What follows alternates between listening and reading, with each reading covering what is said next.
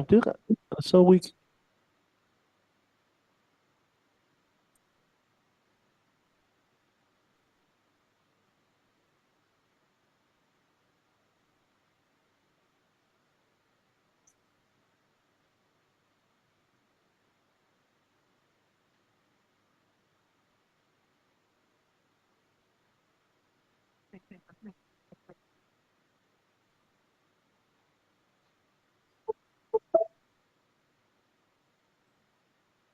the co-host to admit the people already, so we don't have to bother about that. It's just that it will be a disruptive of the pop. Sure.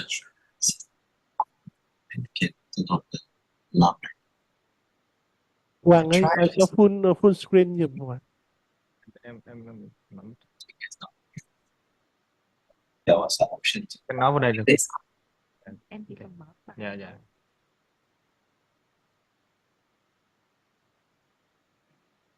It's okay. Okay. Hello, everyone. Hello. My name is Dr. Huang. I'm from liver surgery unit, Ho Chi Minh City Hospital. I want to share my first case today. The patient is male, 7 years old. Accidentally finding of HCC during health checkup. He had no XCV or XBV infections, no cardiovascular disease, no diabetes, no prior surgery, no smoking, and no other family cancer history. On physical examination, they have ECOG1 and no lymph node detected. The laboratory tests show that on the liver, the tumor marker the elevated. The patient have the HCV positive test for HPV and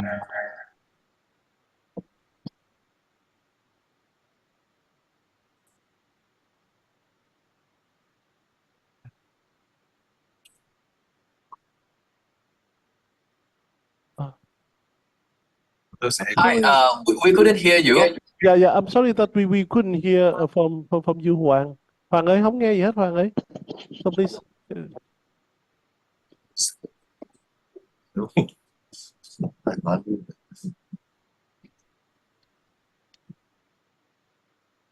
hello.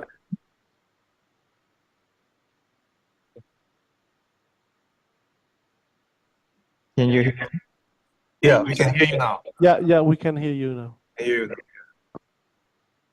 On investigation, the patient have the tumor markers elevated and positive test for HPVs.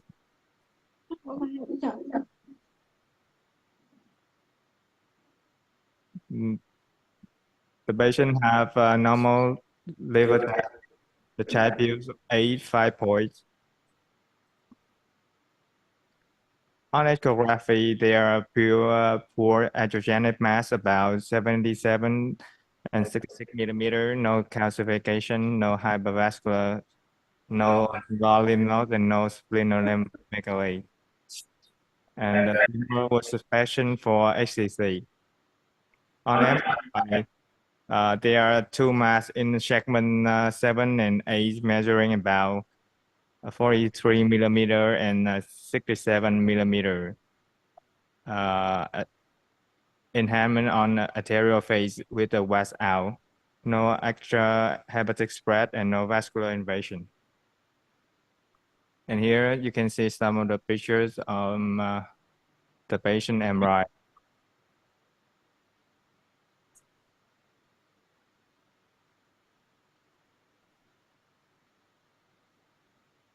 The diagnosis is XCC, BCLCP, child age, and HPV positive.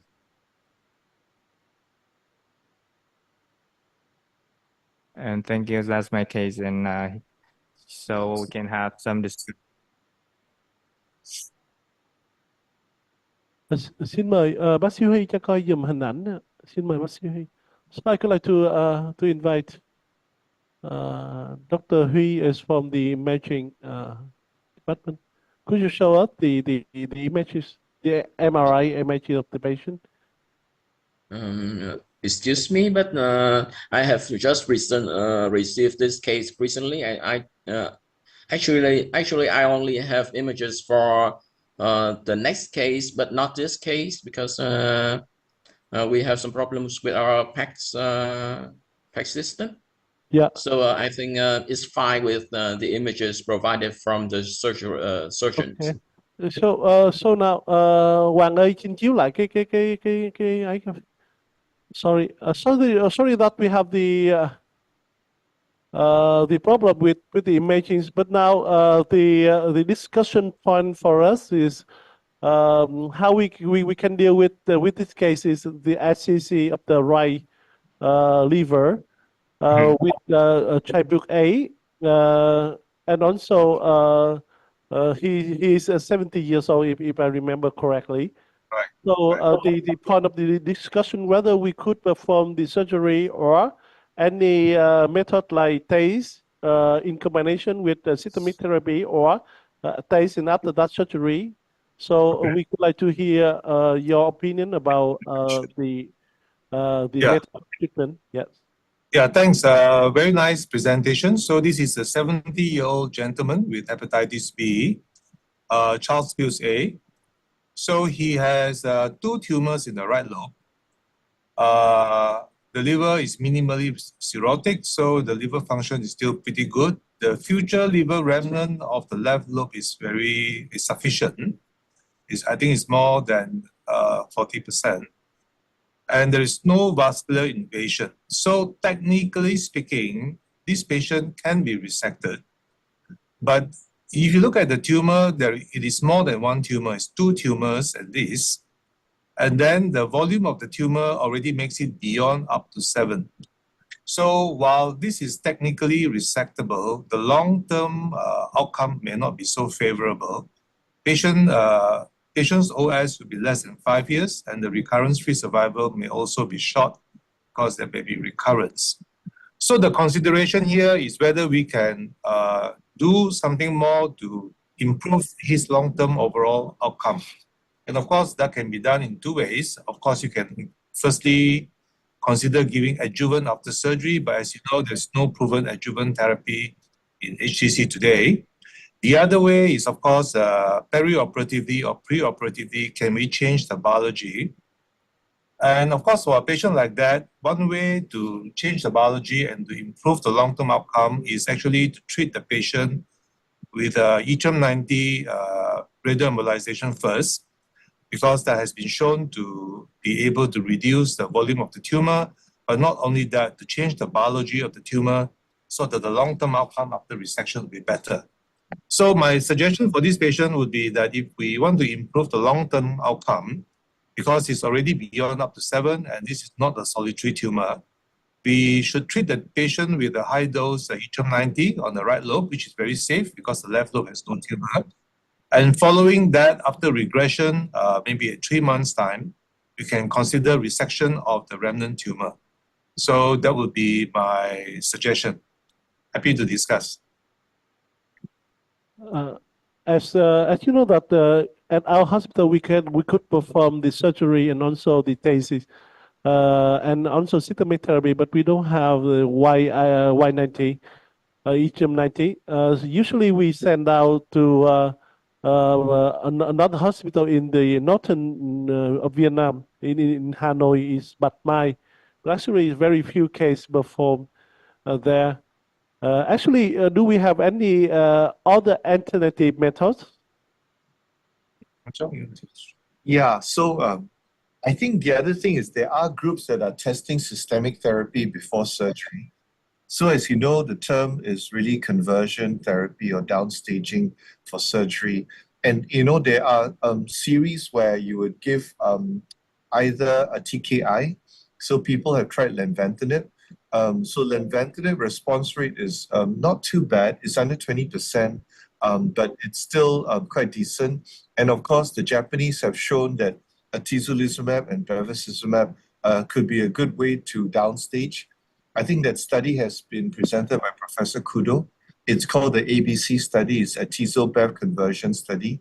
And in that setting, he has shown that a subset of patients who do very well can eventually have surgery. In fact, a subset of patients don't even go for surgery. It's called drug-free. And then, so that's actually drug-free, but no surgery done.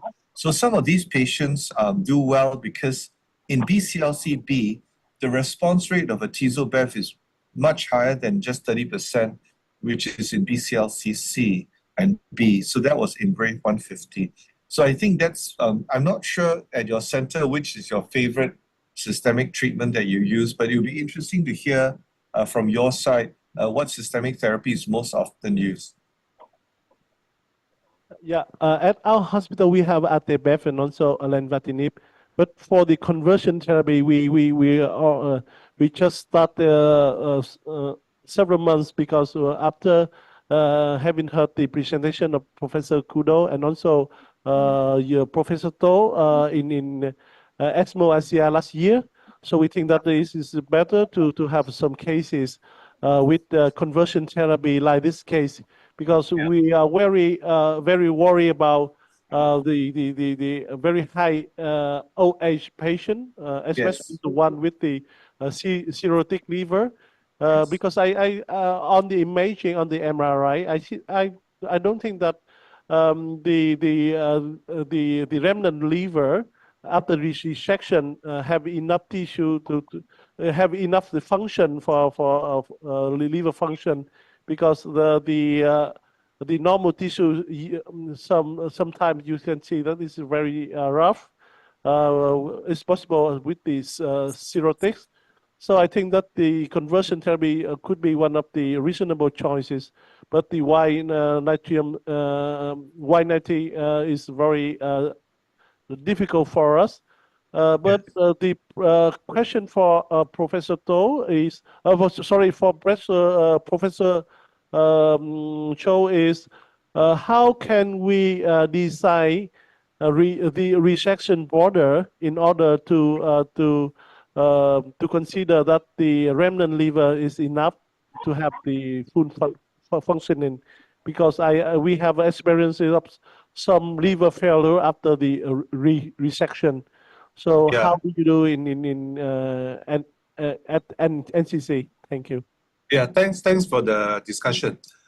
So for a patient like that, if we want to consider resection, the first thing we do will be ICG retention test. As you rightly pointed out, this patient is cirrhotic. So although the patient is Charles-Pills A, the data is not granular enough for us to decide that the liver function is adequate. And for patients like that, we will routinely do an indocyanine green retention test. So for a major resection like that, the indocyanine green retention test should be less than 14% at 15 minutes, then the liver function is adequate. The other thing that we would do is to do a CT volumetry or MR volumetry to see what the future liver remnant is going to be. So with a liver that is cirrhotic like this, even with a good ICG, we would want to have a liver that is more than 40% future liver remnant. So if these two conditions are met, the patient may be resected without increased risk. But the other consideration I've said earlier is that conversion therapy is probably a good idea, because even if we can resect these patients safely, the natural history will not be so good because this is beyond up to 7 and also not a solitary tumor.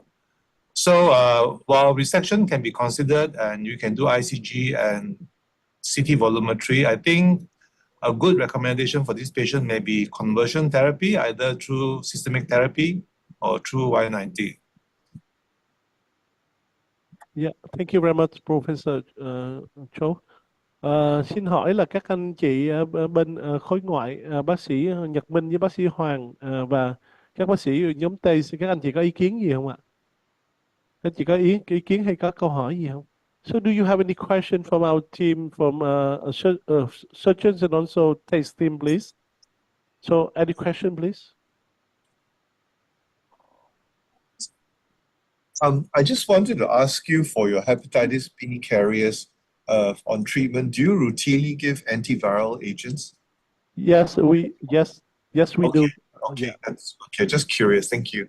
Yes. And in terms of systemic therapy for advanced unresectable liver cancer, what is the most common systemic therapy that is used in Ho Chi Minh?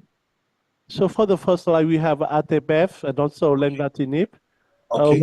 I myself treated sorafenib sometime before, but now actually we drop out of this for some Chibuk B. We could consider monotherapy with Keytruda, but actually it's very awful for after that. And for It's hard. the PCOC group C, we stop. Yes. No, Yes. yeah, it's very similar to our practice. Thank you. Yeah, but actually, if I heard it correctly, by the beginning of next year, we have a strike here. But now we just have the durvalumab. We don't have the tremelimumab in our hospital. And for the nivolumab and ipilimumab is very expensive, and we don't have a Opdivo here also. So now our first line treatment is the Atebef, or lenvatinib. In some cases, is sorafenib or Keytruda. No, I think it's completely reasonable because, to be honest, we have long-term data for Atezolbev, in terms of overall survival. And in the Asian analysis, the survival is even longer than 19 or 20 months. So I think it's a very good combination. So unless the patient has bleeding risk or, high-grade varices, I think it's a very good combination. I mean, to be honest, the STRAT regimen is good, but it's also expensive in Singapore. And I think we are waiting for the approval of these drugs to be inside what we call the cancer drug list. Because once the patient's combination is in the standard drug list, the government will step in and help to subsidize the cost of the drugs. And the pharmaceutical companies will also reduce the cost. So, but before that, it's expensive for us as well. Yeah. So thank you for the information. So for the combination of Atobef, here in Ho Chi Minh City and also in Vietnam, usually we have the bevacizumab subsidized by the insurance, but not for the IO, the Keytruda, the atezolizumab or durvalumab. The insurance won't Dạ pay đó sau thế mua for the suy gan treatment. thận nhanh chưa? And for the combination with Atebef is usually around 3 to 4 thousand US Singaporean dollars for each cycle. Estimated in Vietnam dong is around 60 million Vietnam dong. And for So that's expensive, yeah. yeah, it's very expensive. And for Dạ đúng lenvatinib rồi, is mà tại around vì xuống mình 40 với lại ngay million cả Vietnam dong. It's ngày just hôm sau around sáng thứ bảy đi buổi sáng em mua coi là kiếm 2,500 dẫn đâu không có dịch này Singapore cùng dollars. về. Okay. I Dạ, think mà every country is different. men gan thì tăng rõ, tiểu cầu giảm nhanh ghê. Vô suy Các gan, bạn ơi, suy thận. nhờ các bạn tắt giùm các cái mic của các bác sĩ khác đi ạ. Yes. So I I just came back from Bangkok to give a talk at Best of ASCO. Not meaning to say too much, but it's also in Thailand. Sometimes they even resort to FOLFOX because the cost of sorafenib and lenvatinib is not subsidized in Thailand. So I can understand their challenges, especially in maybe the rural parts, of Thailand and other countries. Yeah, thank you. Như vậy thì các Là anh lúc trưa thử anh, buổi trưa có thử. cái bạn nào có cái chữ iPhone của Đức á, xin vui lòng tắt cái tiếng giùm ạ. Không cũng không bình thường nhưng mà hình như là 10 chấm hay sao? Các em ơi, các em hỗ trợ về cái kỹ thuật giùm anh tắt giùm cái mic giùm. Dạ tắt rồi. Rồi. Xin mời bác sĩ Nhật Minh với lại bác sĩ Hoàng có ý kiến gì không ạ? Ý kiến gì về cái ca này không ạ các anh? I have one question. In case the patient have not enough the future liver remnant volume, in your the institution, do you do the bottle vein embolization or the ARP procedures like the two-stage hepatectomy. Can I ask about your opinions? Yeah, thanks for asking. So many years ago, if the future liver remnant is too small, we would do portal vein embolization. But recently, for the last 10 years, because we have been using Y90 yttrium, we find that the yttrium is a better option because the yttrium will both control the tumor as well as cause compensatory hypertrophy of the contralateral lobe. So usually between 3 to 6 months after yttrium, the other lobe will be quite hypertrophic. And in our experience, the results is actually maybe better than portal vein embolization because the tumor is also controlled at the same time. So we use Y90 both to reduce the size of the tumor as well as to hypertrophy the contralateral lobe. So because we use the yttrium so often today, we do not do ALPS and we very rarely do portal vein embolization. Thank you. Any question, Dr. Wang and Dr. Nhật Minh? Any question, please?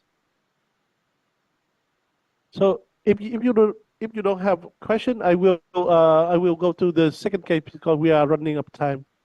Sure. Yeah. So we go to second case. Sorry. Các bạn kỹ thuật của bên đó nhờ hỗ trợ mở giùm cái case giùm mất thần này lại mất thần. Bên này sao không mở được? Okay. So for the second case,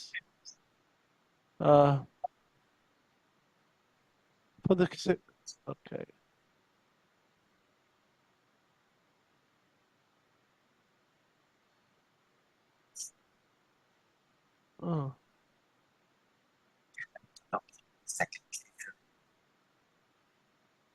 Các bạn kỹ thuật ở bên đó có thể mở dùm cái lên toàn màn hình được không ạ? Okay. Yes, please. For the second case, this is a 68 years old male with chronic hepatitis B. So please next slide.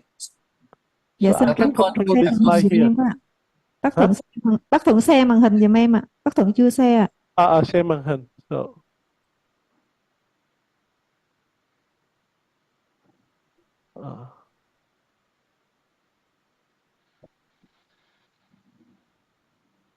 Ở đây anh bấm toàn màn hình nó không chịu em. Ở đây anh bấm toàn màn hình nó không chịu. Dạ, bác Thuận cho em xíu. Không biết làm sao. Cái bộ phận kỹ thuật hôm nay không có bên này hả em?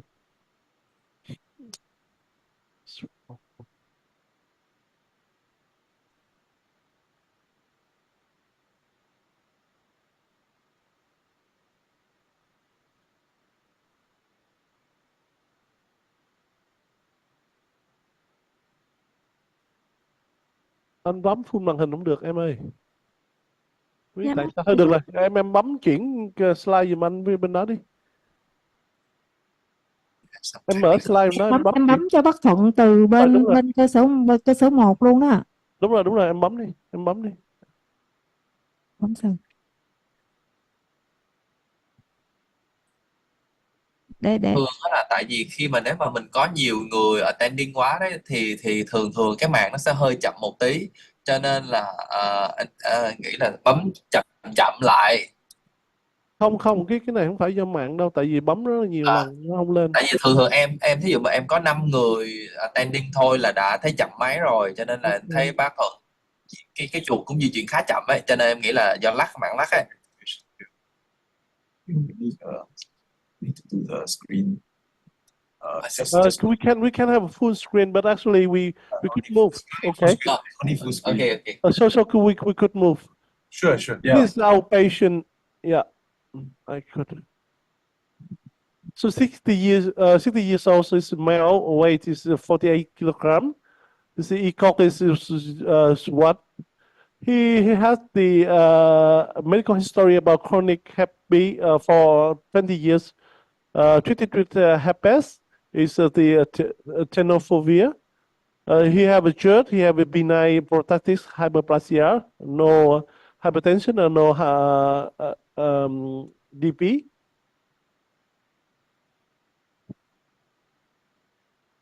So in November 2018, is the initial analysis of SCC with 2 cm in segment 7 treated with RFA.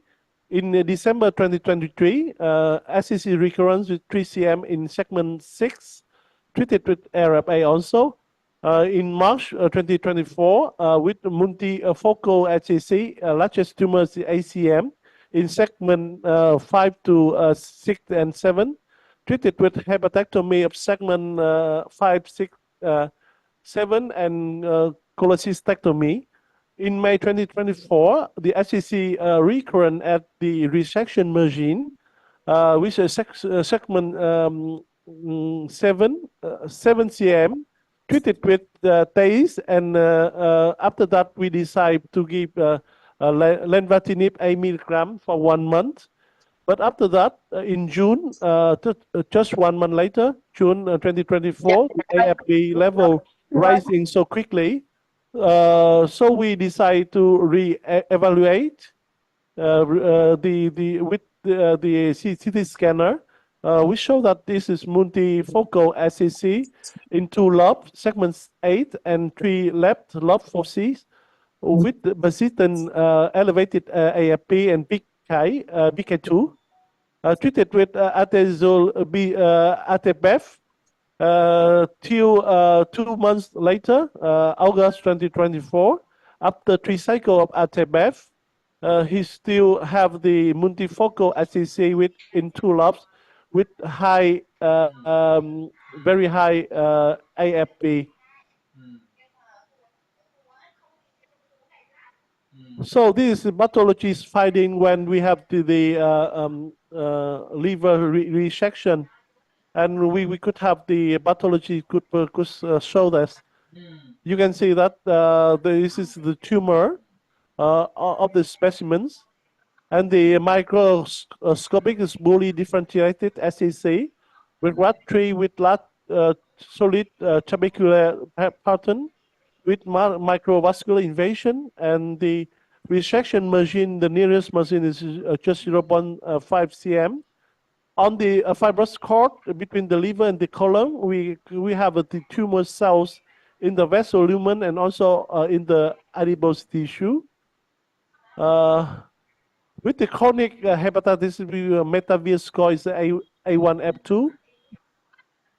This is the microscopic of the liver when it has the resection, and the tumor invades to the microvascular at the bottle tract is here.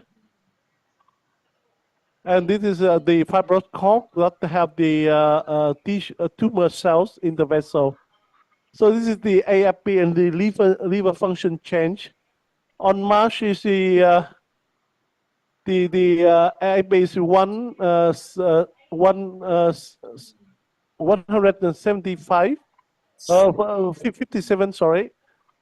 In June is 7,000. In July is the 10,000, and in by the end of July is the 13,000, and till now it is 19,000. The AB level increased very much. So we have the MRI and also for the MRI performed recently, which show later on. So with the diagnosis is the recurrent multifocal hepatocarcinoma, happy infection, already treated with systemic therapy, Lenvima, with the TACE, and after that is the atezolizumab, and also some treatment before. So now the question for the discussion is what is the next treatment option, and what can we do further to have the other plan for the patient. For example, we should we perform NGS testing or anything to find out the molecular change for the patient? So this is the case. And Dr. Hui, please help us to share the recent image of the patient, please. Yes, thank you, Dr. Thuận.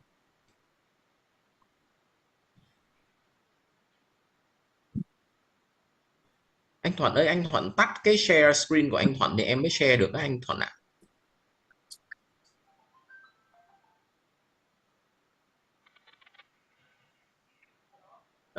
Good afternoon, Professor from the Singapore side.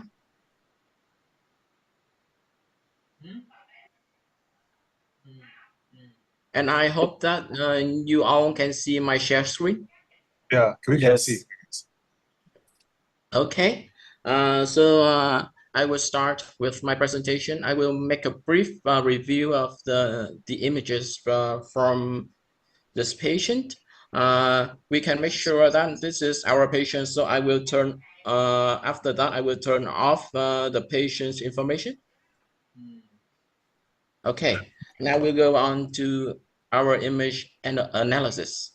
First of all, we can make sure that we have typical HCC case here with hyper enhancement on arterial phase and washout, and we have fibrous capsule. So we don't have any wonder about the diagnosis, consistent with pathology result. I will skip the arterial and venous phase, and I will go on to the diffusion sequence. And you can see clearly this one, as you can see clearly, this one is from another hospital. The image was taken in June, and on the right side we have our images in our hospital taken in August. As you can see, after both of this image is post-surgery. First, we can see on segment 2. In June, we have a small lesion here, and it's turned out to be very large here. The same goes to segment 3. As you can see, in comparison, they double in the size of the largest diameter. About segment 7, we have clear growth of the tumor, although the largest diameter doesn't increase by much, but I believe that the density of the tumor is quite significant. So in conclusion, I think we have a progression disease here, but because I have heard that the patient is going on immunotherapy treatment, so I think the most compatible conclusion is IUPD, unconfirmed progressive disease, according to the application of the iRECIST criteria. So in my suggestion, I think we should follow up for about 4 or 8 weeks later to confirm the diagnosis. That's the point of view from radiology point of view. I think I will hear from your comments later.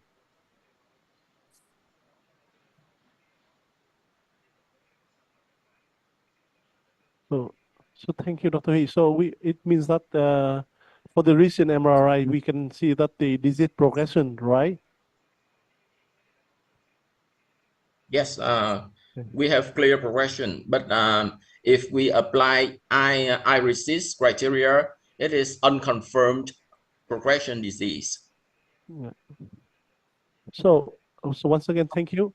So our discussions on here, Professor, do you think that it is on the liver cancer? Can we apply the iRECIST, or we can use the MRECIST criteria for the liver lesions? the first question. And the second question, well, what do you think about the disease progression? And what can we do next? Thank you. Okay. Hi, David here. I just want to find out from the MRI, are there new lesions seen on the latest MRI?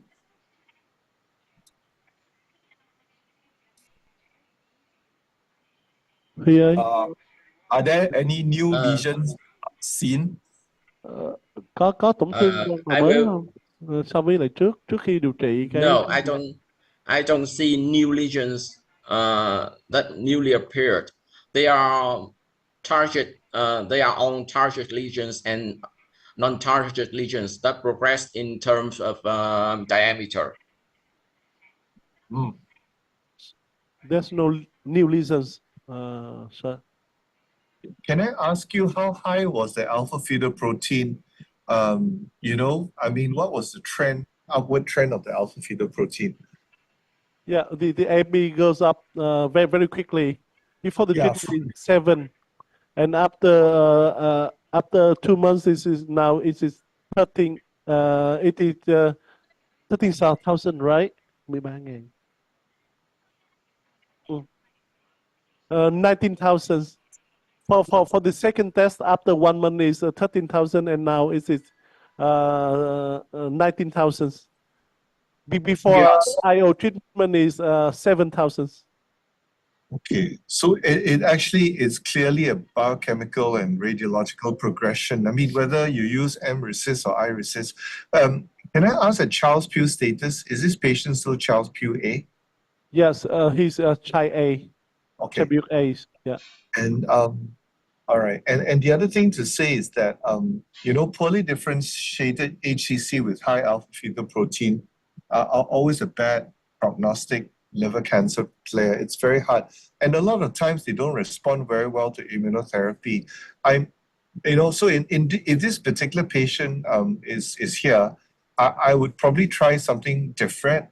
So, for example, I'm not sure what is your experience with cabozantinib, but cabozantinib is an oral TKI. The study was actually published in the New England Journal of Medicine in 2018 by Ghassan Abu Alfa. It's called the Celestial Trial. And it's a study that was actually done after sorafenib progression and even after IO progression.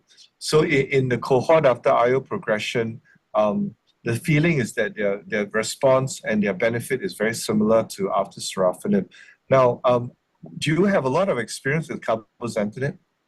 No, we don't have cabozantinib in Vietnam. So I apologize. So I mean, it was very expensive in Singapore until 2022. But just for the theoretical part, it's normally given 60 milligrams per day. But for Asian patients, we normally give it at 40 milligrams because very few people, because Asians are smaller, can tolerate 60 milligrams. And again, just for your fellows' interest, it's an AXL, MET, and VEGF receptor 1 and 2, 3 inhibitor. And if you give that drug, you monitor the alpha fetoprotein. If the alpha fetoprotein of 19,000 drops to a low level within 8 weeks, you have a better survival. Now, so what happens in Ho Chi Minh City, even in Singapore, if a patient cannot afford cabozantinib or there's no access to cabozantinib, the question now is, can you give another IO? I think the answer is I would not give a single agent IO because if you're progressing on a Atezo-Bev, I would not give pembrolizumab and I would not give Opdivo. But I'm not sure what you would give over there because I just feel that if you give a single agent IO, it probably won't be very beneficial for someone who progresses on a Atezo-Bev. And do you think that we could perform NGS testing to find out some more? Yeah, it is a good question. So the reality is you and I both know is that there is no specific targeted therapy that is driven by what we call oncogene addiction in HCC. So even if you do NGS testing, my own feeling is that it won't be very useful. That's my own personal feeling. The other question is whether you have ramucirumab there. Do you have ramucirumab? Yes, we have a ramucirumab here in Ho Chi Minh City. It's worth trying that because, as you know, ramucirumab is an antibody against the VEGF receptor, and it's usually given only if the alpha fetoprotein is 400 and above. And in this patient's case, is more than 19,000. But I'm just going to say something that's not very evidence-based, is that in Singapore, we have published data using capecitabine and thalidomide in patients in Child-Pugh A, B, and even C. And this was a study we published in American Journal of Clinical Oncology more than 10 years ago. So we keep that capecitabine dose a bit lower, not so metronomic, but we dose reduce. And we give thalidomide at 100 milligrams every night. And we have responses. So we actually have not just partial response and stable disease, but we have complete remission. So capecitabine is something I'm sure you have. You probably have capecitabine easily, but I don't know if you have thalidomide. I say that because we have thalidomide and it's very cheap in Singapore. So we use that together with capecitabine. Yeah. And one more question: do you have any trials recently now at NCC for the patient? Yeah, I need to find out about that, but I can let you know by email. I will let Tristan know as well. Yeah. If the patient is interested in doing clinical trials with us, we're happy to see him. Again, just for update of information, Professor Chow and I were just at Apple conference, and we have a lot of interesting discussions, and we will have APGCS on this Friday, if any of you are keen to attend. But Richard Finn told me that sometimes when he has patients like yours, they have failed Lenvima and they have failed atezolizumab, he tries a combination of two IO drugs, which is either Ipi/Nivo or Tremelimumab. But he says that he has tried a few patients on Ipi/Nivo, and they have responded very well, even after they progress on everything else. So I'm not sure whether you can get subsidized Ipi/Nivo in Ho Chi Minh City. That's also worth trying. Yeah, thank you for your information. So, any question from our audience? Do you have any question? One more question, because we can see that there are several lesions in the liver, but now we don't see any other lesion outside the liver. So, do you think that repeated taste is good for him or not?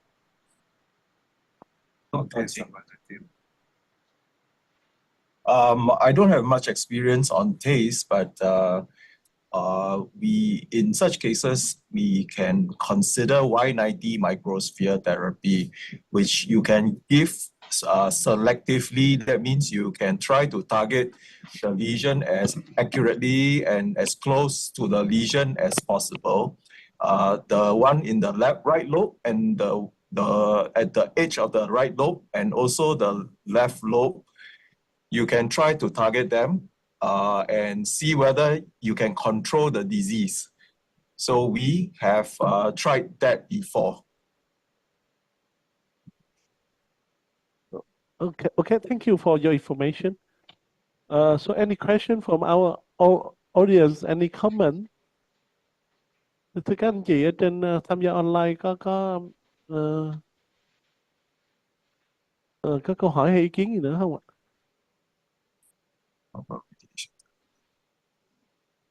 And then, so if we don't have any question and comments, so once again, thank you for your time for our TB today on SCC. So once again, thank you, Professor To Han Chong, Professor Pierre Cho, and doctors from NCC. Thank you for your time, and hope that in the very near future that we could receive you as our guest in Ho Chi Minh City. And I hope that I don't know why our director, vice director, not come yet, but actually it's run out of time of your time. So we could connect with you via email or our connection via Evelyn Lee, so that we could perform the TB every month. Is it possible, Professor To Han Chong? Yeah, no, Dr. Tone, we would love to do that. I think also partly if it's purely on HCC, it might be possible, but I would suggest if you are interested in lung, breast, colon, and even some rare cancers, you can let Tristan know in advance because we will have a different team for each different cancer. And that in a way will be easier for our side as well, because then different groups of doctors can come in every month. Yes. Okay. So, but but you already said about the joining TB with also not only us but all the partnership is in China or Yes, as that's well. right. Yeah. We have quite a lot of tumor boards. So in a way, it'll be a little easier for us if you can identify patients for one particular cancer. Like for example, recently we had a session of colorectal cancer. And I think that went very well. So we just focused, and this was with the Philippines. So we had a colorectal cancer tumor board with the Philippines, and they just presented colorectal cases. So we had the head of colorectal cancer on board. We had a medical oncologist who does colorectal cancer, and I do colorectal also, so I was there. And we have radiation oncologist, Dr. Fay. So I think that will work very well because then you have different teams talking to you, which is good, I think, the subspecialization. Yes. So I could like to have the exact time of the tumor ball joining tumor ball with Philippines and also with China in order to arrange for our TB here could join to share some cases as well. Yeah. No, that's great. No, we were very honored and we would love to continue the tumor board with you and, certainly happy to visit Ho Chi Minh when we can. Yes. Okay. Once again, thank you. Thank you so much. Thank Yeah, you very thank you much. so much. Thank you. Thank you. So Bye-bye. Yeah, thank you I and will reach out goodbye. to you. Yeah. I will reach out to you to arrange for our futures tumor board. Okay. So I will contact with your team at NCC. Yes. Yes. Yes. Okay. Okay.